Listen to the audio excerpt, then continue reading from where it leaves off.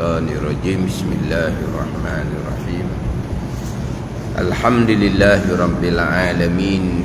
Wassalatu wassalamu ala sayyidil mursalin wa ala alihi wa sahbihi ajma'in.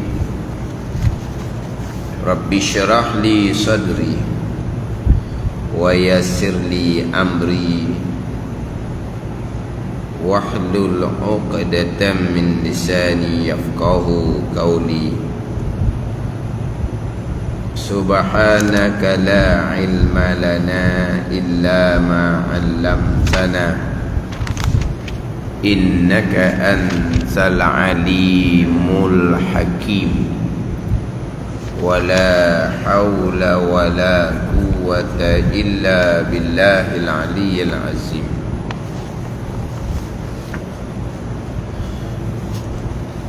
Kitab Fathul Mu'in, muka surat 108, petok yang ketiga daripada atas. Surat 108, petok yang ketiga daripada atas.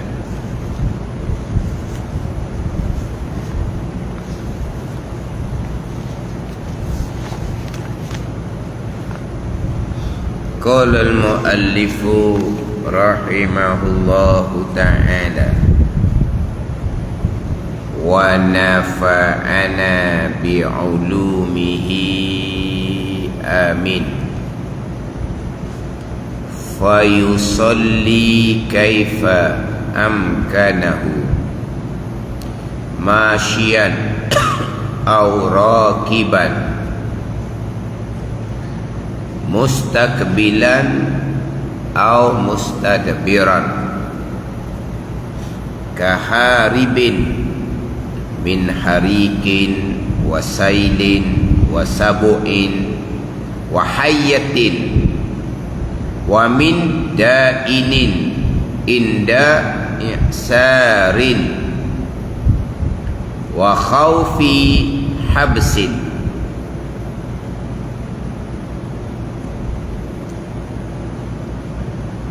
Orang-orang ini boleh melakukan solat dengan sebisanya. Orang-orang ini boleh melakukan solat dengan sebisanya.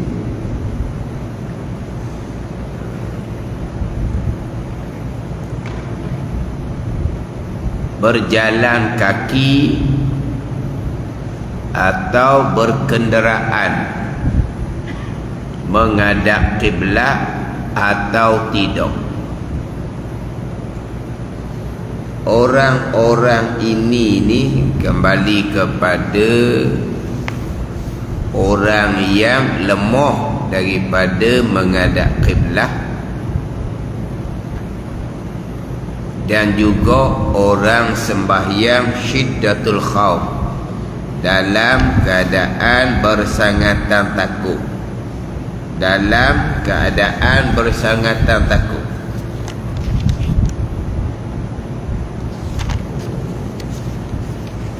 Tapi dalam i'anatul talibi ni, fayusalli itu pergi kepada orang yang semasyidatul khawf. Fayusalli ay man ishtadda alaihi al-khawfu, maka sembahyang ia seseorang yang bersangatan atasnya oleh takut. Orang yang semasyidatul khawfi, ya. Orang-orang ini ni orang-orang yang semasyidatul khawf, tidak termasuk orang yang lemah daripada menghadap kiblat. Sebab dia terjemah tu, terjemah maksud gitu je. Fayusalli, maka sembahyang ia man ishtadda alal khawf. Man ishtadda alal khawf, mereka yang bersangatan atas oleh ketakutan, syiddatul khawf lah. Kaifa amkanahu, macam mana yang mungkin yang mungkin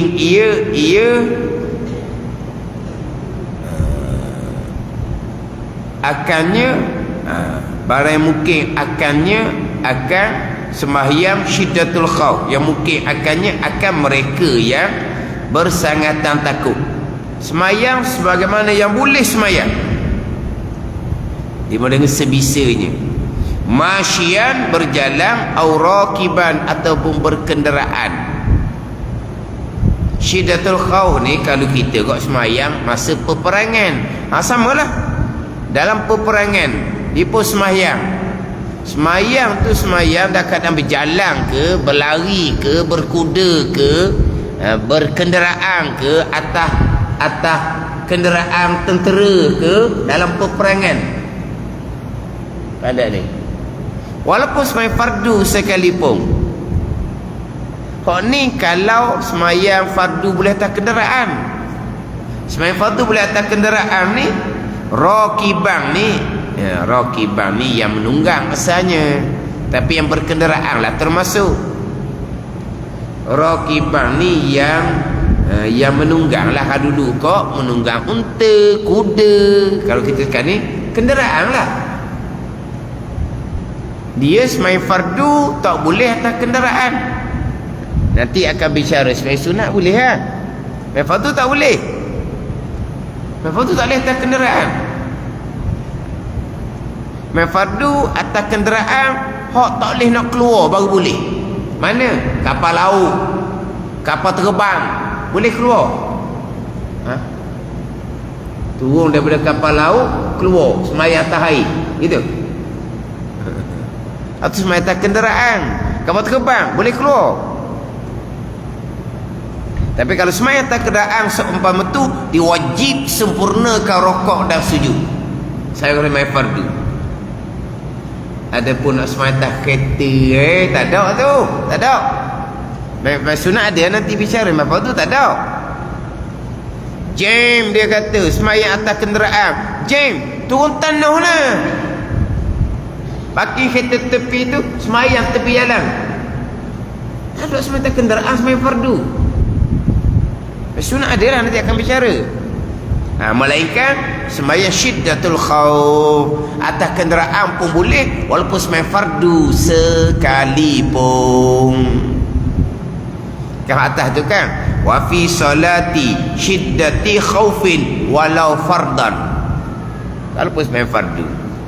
Dalam keadaan perseratan takut dalam peperangan contohnya, duduk atas kenderaan tentera lah, dia pun semayang di dalam tu.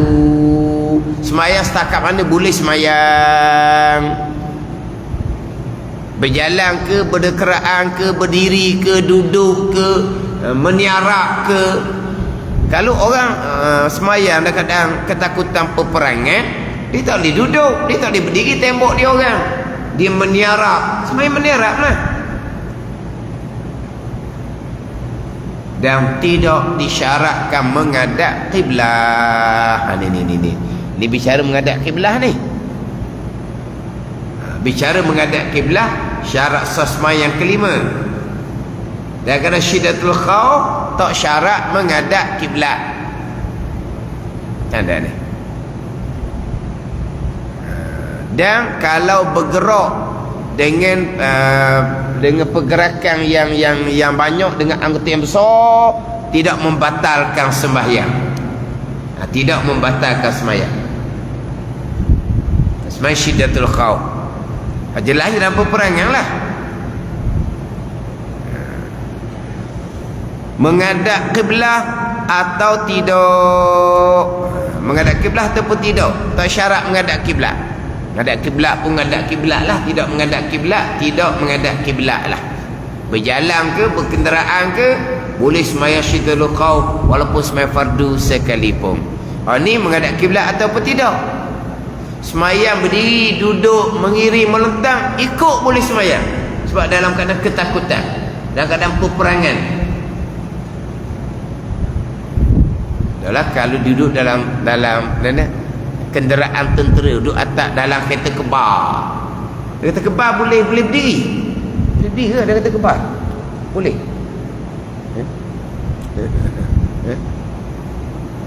Dalam peperangan, dia duduk dalam jet.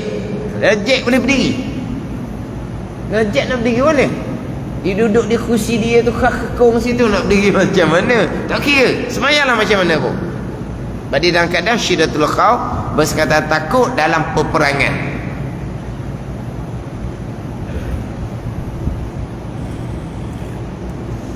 Tu hak dalam peperangan lah. Macam semayanglah macam nak semayang sekalipun, walaupun tidak menghadap kiblat sekalipun.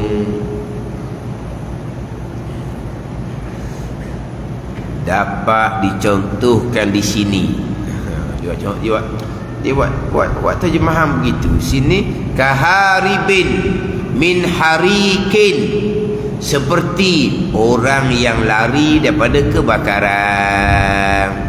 Terjemahnya, dapat dicontohkan di sini orang yang melarikan diri daripada bahaya kebakaran. Dia tengah-tengah semayang,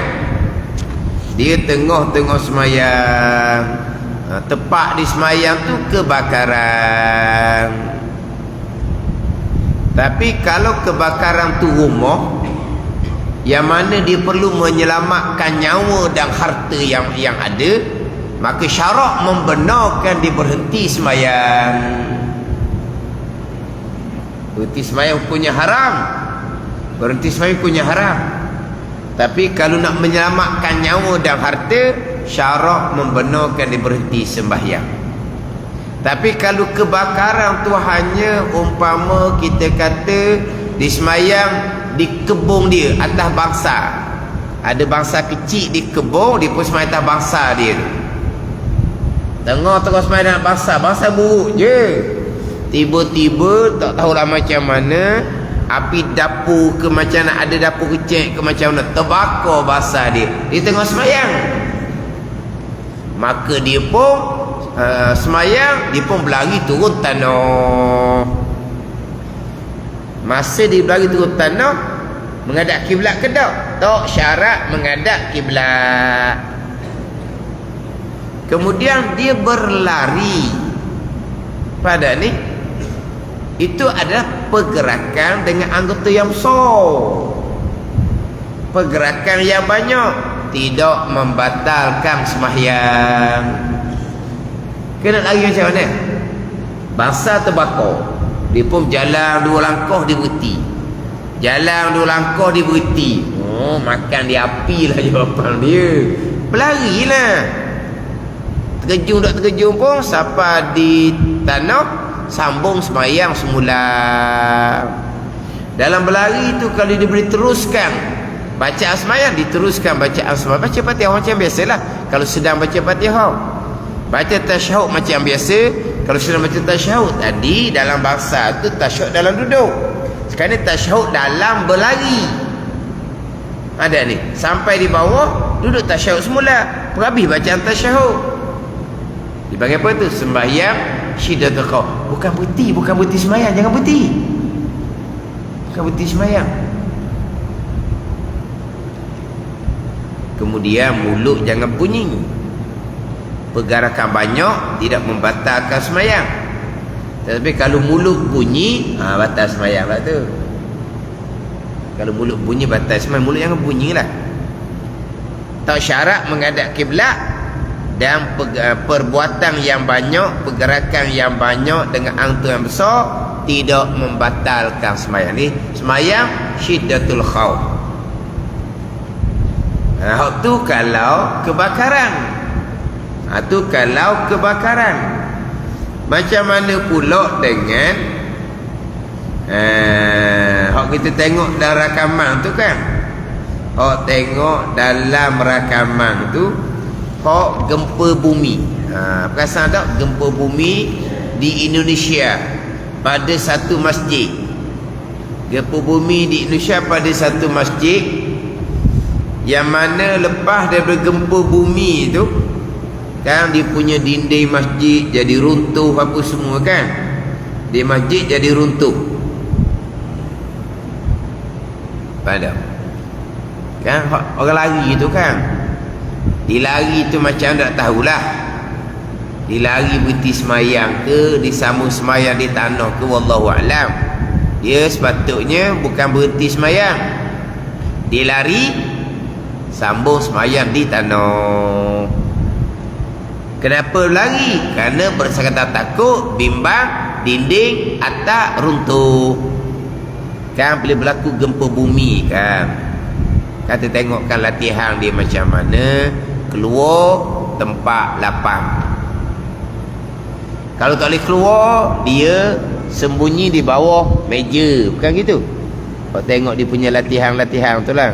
Kat tempat kita tak ada kan, tempat kita dilindungi oleh Allah Subhanahu Wa Taala. Kan dia masuk bawah meja kan.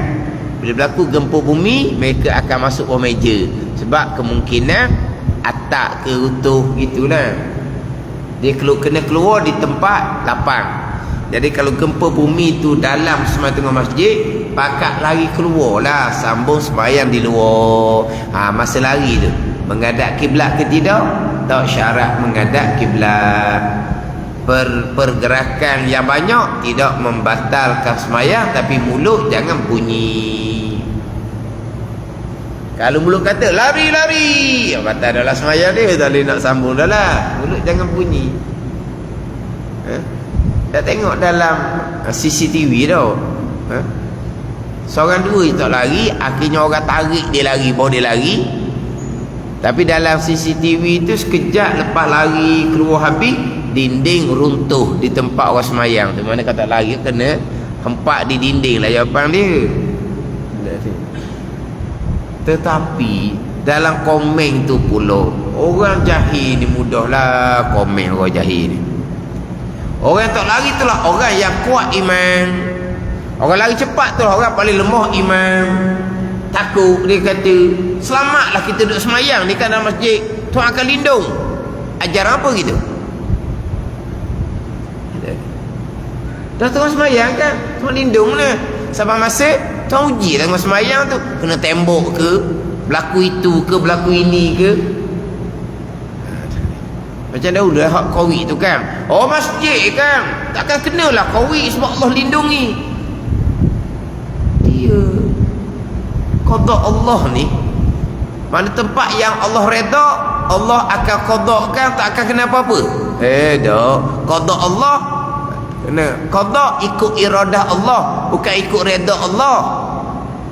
Tempat yang ibadah Allah reda, Allah tak akan kehendak keburukan, tidak, Allah kehendak ikut iradah. Tempat maksiat, tempat itu murkai, maka Allah akan qadakkan keburukan. Tidak semestinya, sebab Allah kehendak ikut iradah, bukan ikut reda tak reda.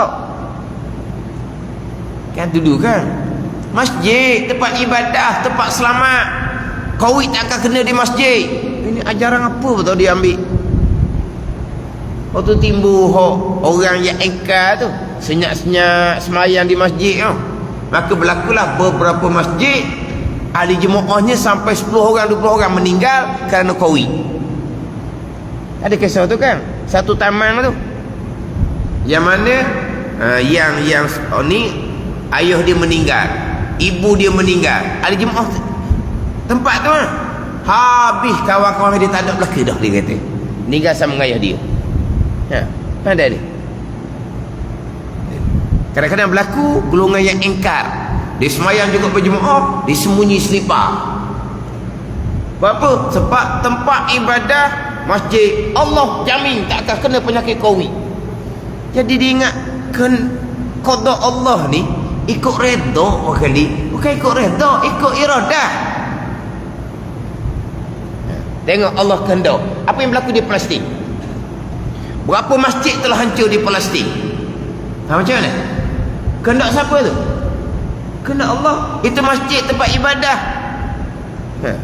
hancur. Tempat maksiat di Israel laknatullah aman damai. Itu kehendak Allah, ikut iradah, bukan ikut redha tak redha.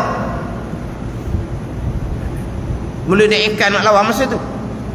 Lepas berlaku kematian semua tu, barulah reda, barulah tak ada hak engkar. Yang tukang hasut ni orang agama. Hukum tu kasut orang agama yang jahil. Masjid tempat ibadah takkan kena penyakit. Senang dia buat hujah.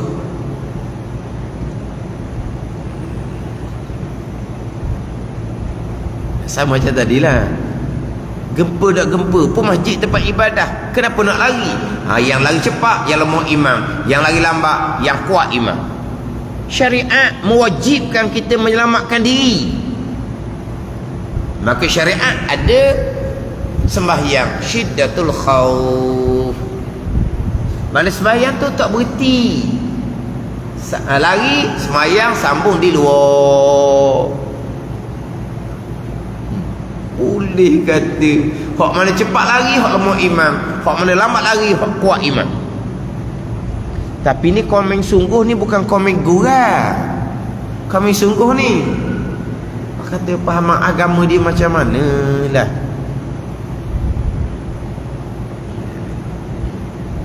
Tapi akhirnya tempat tu runtuh. Tu tempat ibadat, tempat semayang. Kenapa runtuh? Itu kehendak Allah qada. Kan tempat tu Allah redha. Qada bukan ikut redha. Qada ikut iradah.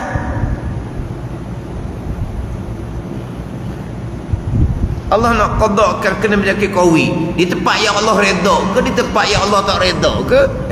Allah qadakan ikut iradah bukan ikut redha. Lepas tu kita ahli sunnah iradah redha tidak berlaziman.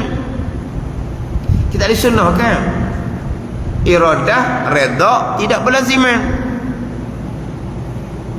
Allah redha maka tak akan berlakulah benda yang buruk. Tidak. Berlaku benda baik benda buruk ikut iradah bukan ikut redha. Tempat yang Allah redha Allah qadakan bagai-bagai ujian. Tempat maksiat Allah qadakan aman damai. Mana? Macam sekarang lah di Palestin masjid hancur lebur, qada Allah. Di Israel aman damai, qada Allah juga. Qada ikut iradah bukan ikut redha. Maka contoh berlaku tadi gempa bumi wajiblah kena lari. Wajib kena lari. Kalau lari tu pula orang lemah iman jahil sungguhlah ada FB ni. Dia banyak karut marut dalam FB ni. Dia ingat ditulis benda yang ikut nafsu dia tu berhenti setakat tu barangkali. Nu sampai masyar ditulis salah, ramai pula orang baca, mungkin ada orang baca yang terpengaruh dengan dia. Tapi hak hasuk supaya sembahyang di masjid masa Qawi orang agama. Orang agama. Hak tu akan bertanggungjawab di pada masyar. Berlaku kematian barulah senyap lepas ada tu. Sebelum tu hasuk. Jangan takut. Kita sembahyang menghadap Allah. Jangan takut. Qawi akan kena di masjid. Dia ambil mana ajaran? Akhirnya takut akan Allah, jangan takut ke Qawi. Qawi makhluk tak berkah. Takut ke Qawi syirik. Satu hal pula. Orang agama kau tu jahil kata. Takut ke Qawi syirik. Takut akan Allah tu i'tiqad.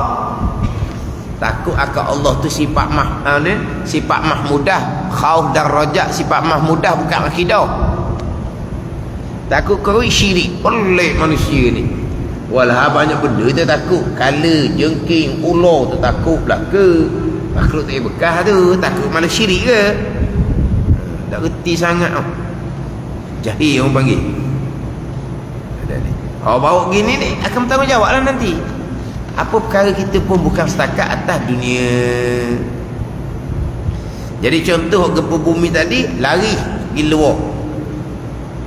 Menghadap kiblat syarat ni. Kita bicara menghadap kiblat ni. Tak syarat menghadap kiblat. Larilah. Ke nak lari menyenggeng, lari gini, lari mengiring. Lari mengiring, 2 langkah berhenti. 2 langkah berhenti. Gitu. Terbaliklah dinding tu kalau buat gitu. Terbalik dinding tu. Dah, jalan mengiring sebab dada nak kiblat, 2 langkah berhenti. 2 langkah berhenti. Oh ya sungguhlah kena dinding sungguhlah.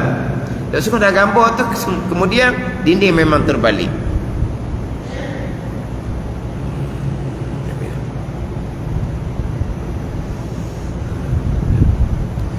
air boh.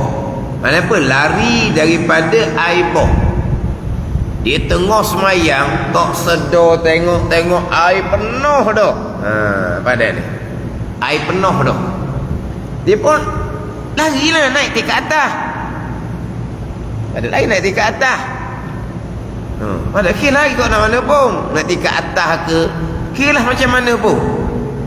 Semayang teruskan, bukan berhenti.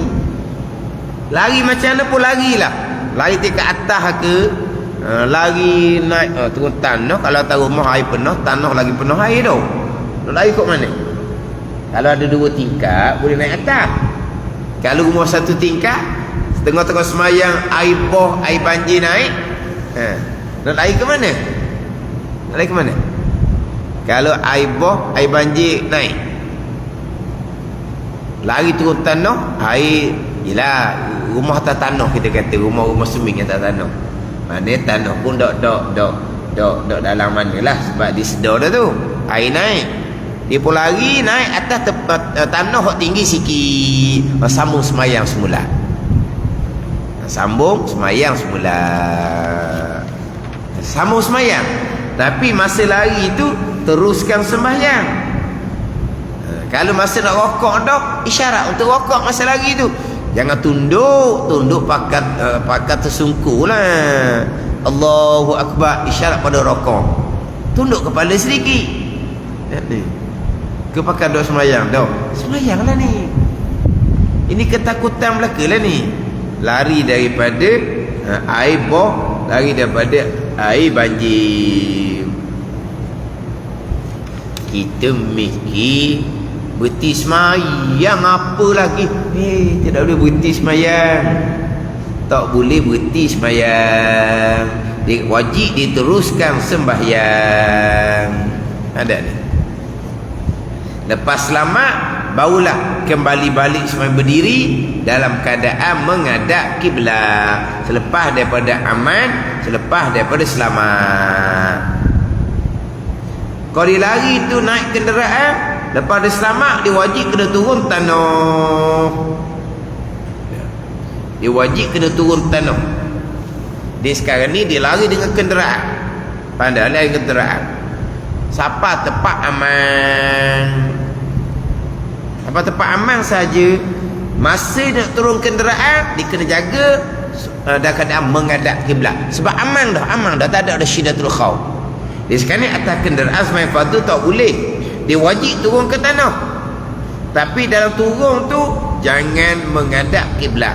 Kalau masa turun tu jangan membelakangkan kiblat. Tapi kalau masa turun tu membelakangkan kiblat, tu batas sembahyang ittifaq dalam mazhab Syafi'i kita.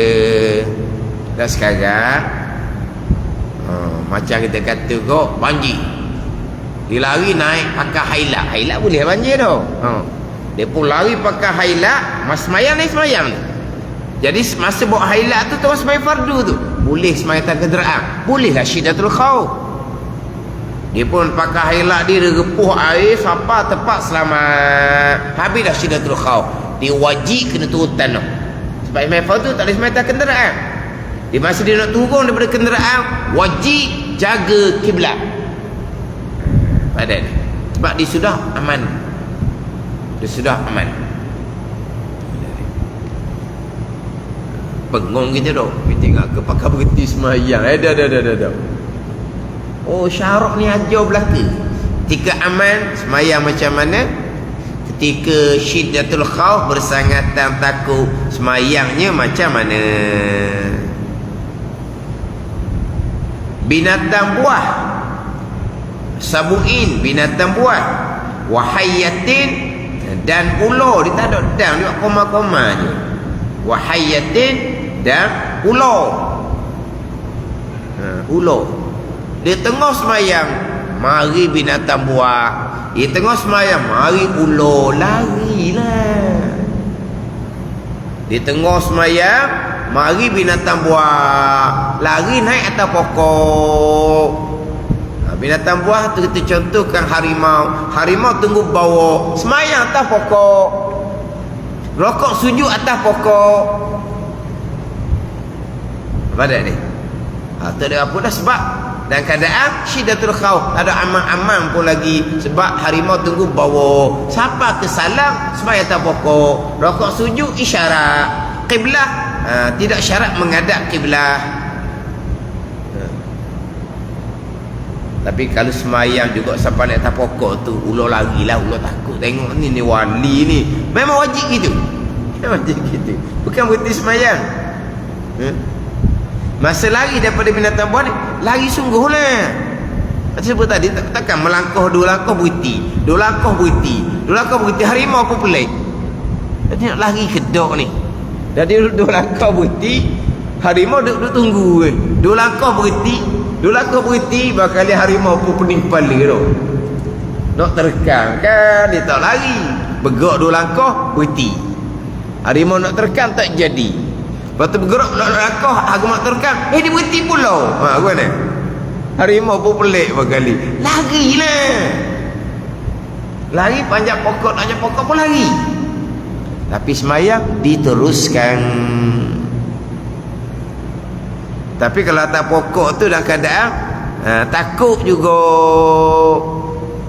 tak amang-amang sebab harimau tak lari, sampai ke salam lah di semayang atas pokok. Mana ilmu kita? Tahu tak seumpama tu?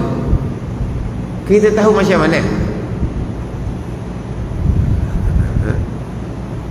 Tengah-tengah semayang, ular mari, larilah.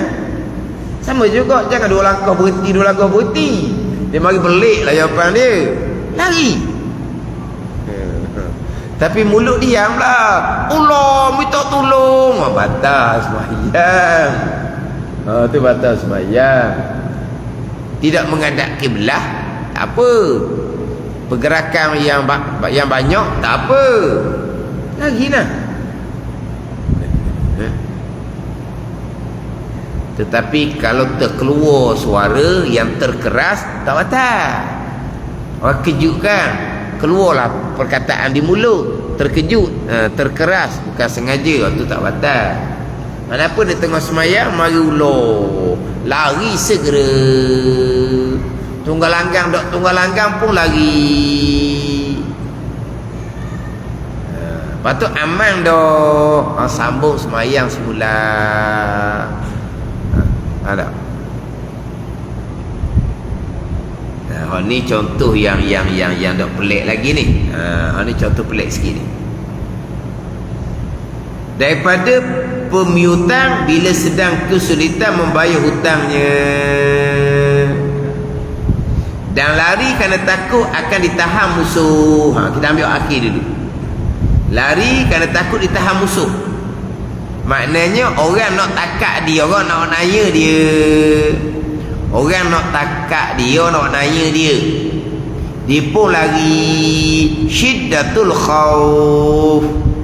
Syiddatul khauf. Orang nak tangkap dia, orang nak naya dia, larilah. Tengah semayang ni, tengah semayang, lari.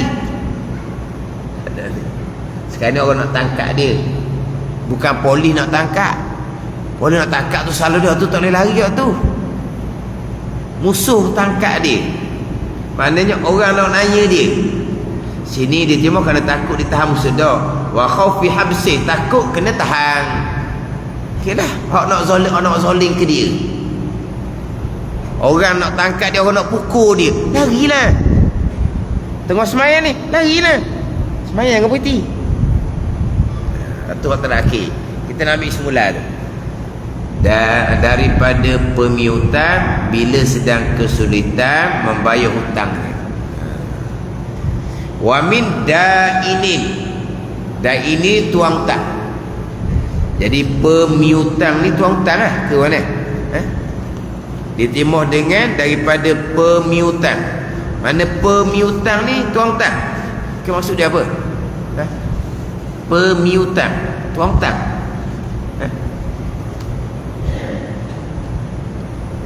Dan sekarang ni hak Arab wa min dainin, dan seperti lari daripada dainin tuang hutang. Dain tu tuang hutang, ditemuh dengan pemiutang. Betul tak? Pemiutang tu tuang hutang. indah tisarin, indah ihsarin, ketika dia tak mampu nak bayar hutang.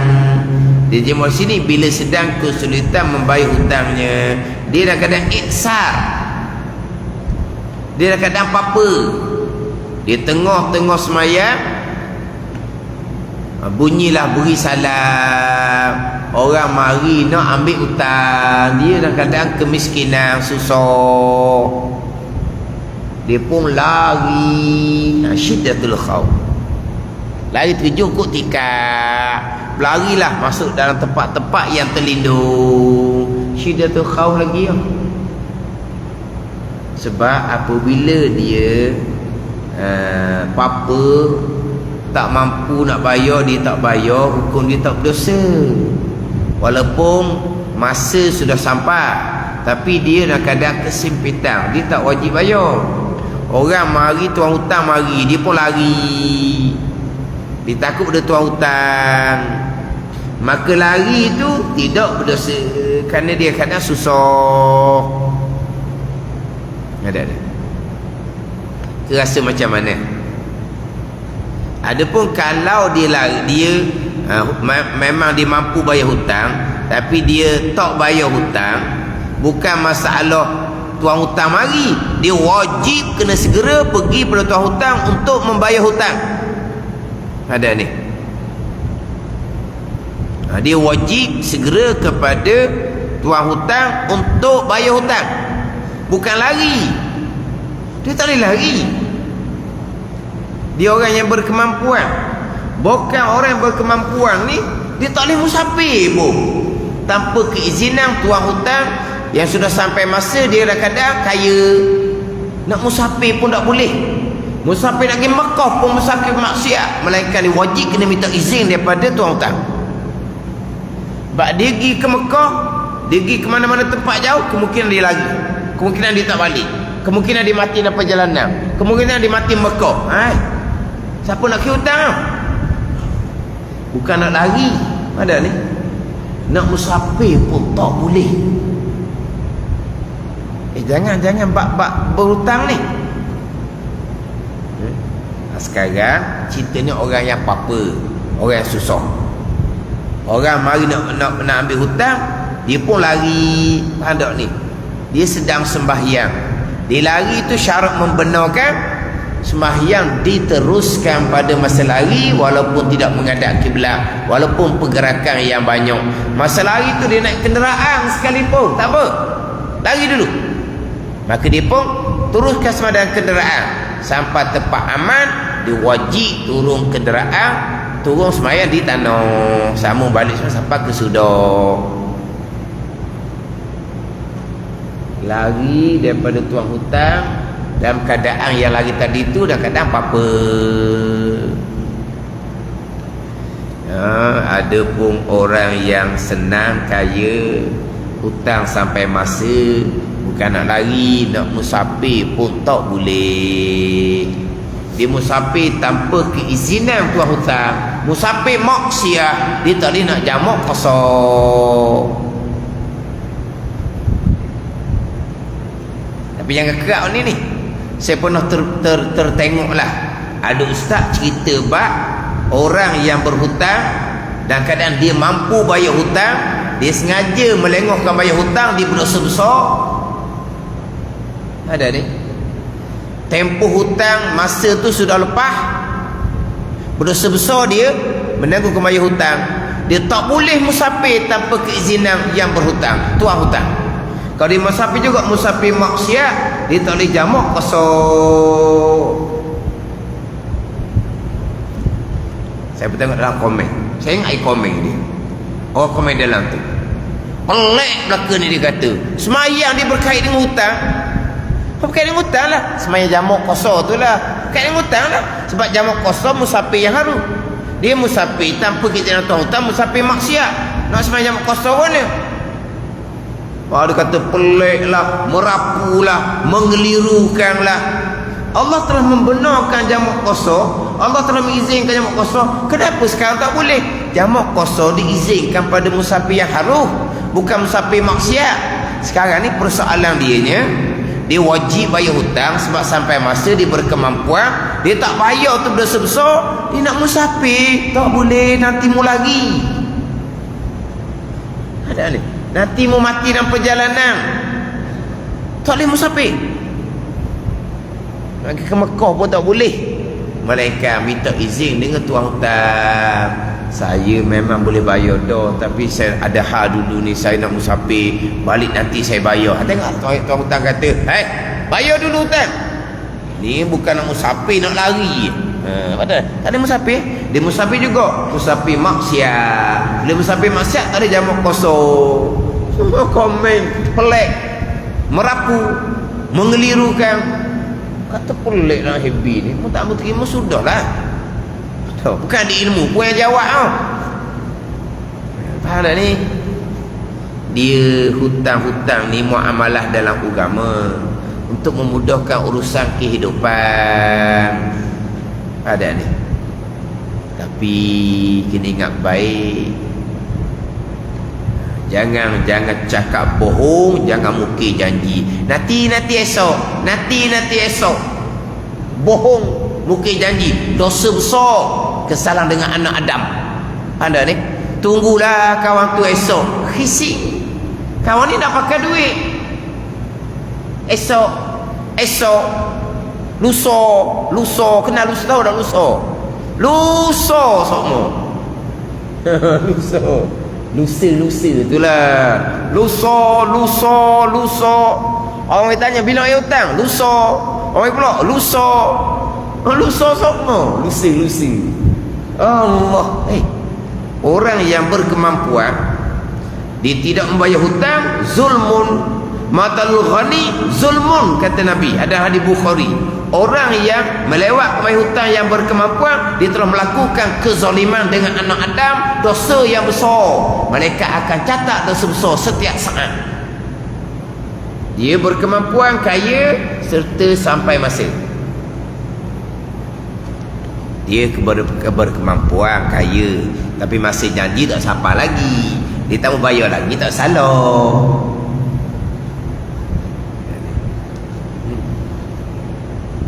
Bahkan ada riwayat, walaupun ini berlaku di awal Islam, Nabi pernah menolak untuk solat jenazah atas orang yang tidak membayar hutang.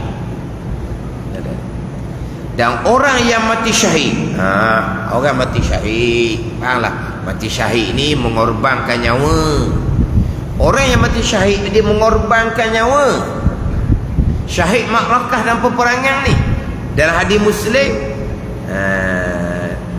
maksud hadis lebih kurang, Nabi sebut orang yang mati syahid ni dia akan diampuni sekalian dosanya, malaikat jika dia mempunyai hutang. Bayangkan, dia mati syahid ni mengorbankan nyawa, tidak akan diampuni dosa dia tidak membayar hutang. Orang yang tidak membayar hutang ni, dia akan azab di dunia, azab dia kena mati, azab di dalam kubur, sampai kepada mahsyar, akhirnya akan dihumbang ke dalam neraka. Atas dunia, orang yang tak bayar hutang, dia azab. Dia tak akan hidup tenang, dia tak akan ada barakah hidup, keluarga dia tak akan bahagia. Ada orang seumpama ni, dia berhutang, tapi dia berkemampuan, lepas dia berjaya meniaga, hutang dia tak peduli. Orang ni akan azab atas dunia, tak akan dapat ketenangan atas dunia, tak hilang barakah. Sebab duduk kan dosa besar sentiasa menzolimi orang yang menolong dia. Bukan menzolimi akan saudara yang biasa ni, saudara seagama yang menolong dia. Bayangkan, saudara seagama yang menolong dia. Bukan semua saudara seagama akan menolong kita. Saudara sedaging pun belum tentu menolong kita. Saudara sedaging pun, mak ayah pun belum tentu kita nak berhutang mak ayah tapi berhutang. Ada ni. Ini saudara seagama kita yang tolong kita, dia tak bayar hutang, cakap bohong sentiasa, mukir janji sentiasa. Duduk mana? Dalam kubur nak duduk mana? Nak duduk mana dalam kubur? Pada ni dia menzalimi orang yang menolong dia. Orang yang memudahkan melunaskan hutang, Allah akan memudahkan kehidupan dia. Orang yang memayahkan untuk membayar hutang, Allah Ta'ala akan merosakkan akan harta dia. Orang yang ambil harta manusia, dia memang nak menunaikan, dia akan usaha nak menunaikan, Allah akan memudahkan. Tapi kalau dia ambil harta, dia kira dia pakai dok lah, Allah akan binasakan harta dia. Walaupun apa berjaya kehidupan, nega dia berjaya, ada ni kehidupan dia akan binasa. Sehingga ada satu hadis, dimati pada jalan Allah dihidupkan kembali, dimati pada jalan Allah dihidupkan kembali, tidak akan dapat masuk syurga sehingga dia melunaskan hutang dia. Ada ni, mati jalan Allah hidup kembali, mati jalan Allah hidup kembali. Selagi dia tidak bayar hutang, dia tak akan dapat masuk ke syurga Allah Subhanahu wa ta'ala. Bahkan orang yang mati dalam keadaan dia tidak bayar hutang, memang dia tidak bayar hutang, dia berjumpa dengan Allah Subhanahu wa ta'ala, hal keadaan hukum dia orang yang mencuri. Ada ni, ingat ni bab hutang bukan benda-benda mudah-mudah. Macam tadilah nak musafir, tak boleh, dia wajib minta izin kepada tuan hutang, dan tuan hutang ada hak nak menyekat dia dari musafir walaupun nak pergi Mekah sekalipun. Ada ni hukum.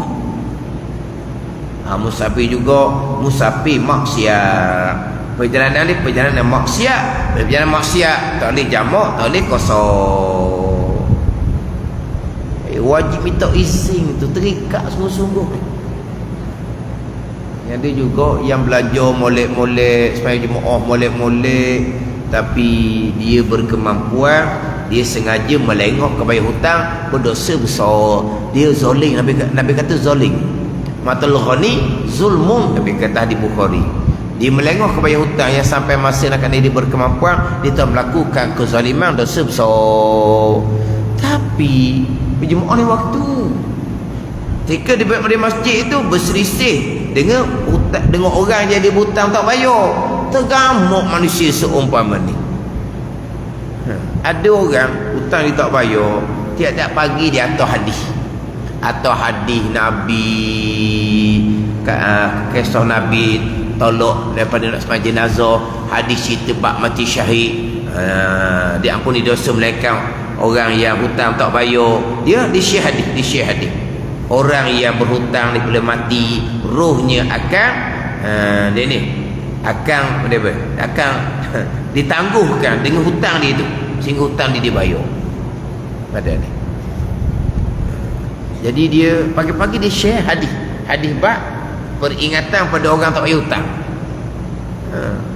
Ni cerita ni orang banyak oleh waktu ni yang hutang tak bayar kan.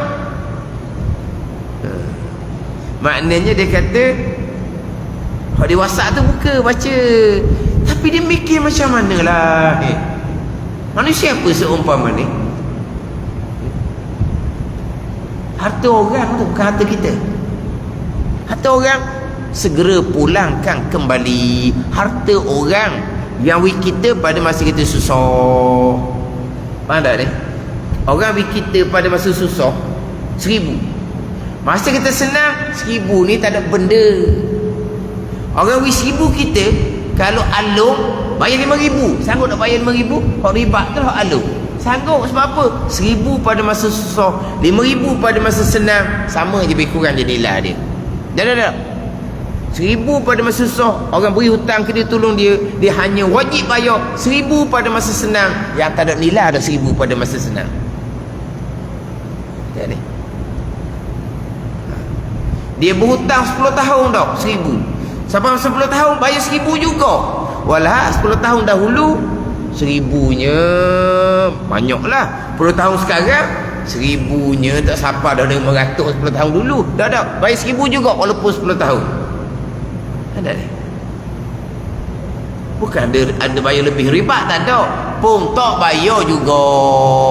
Manusia yang tak ada akal fikiran orang panggil. Tak ada agama.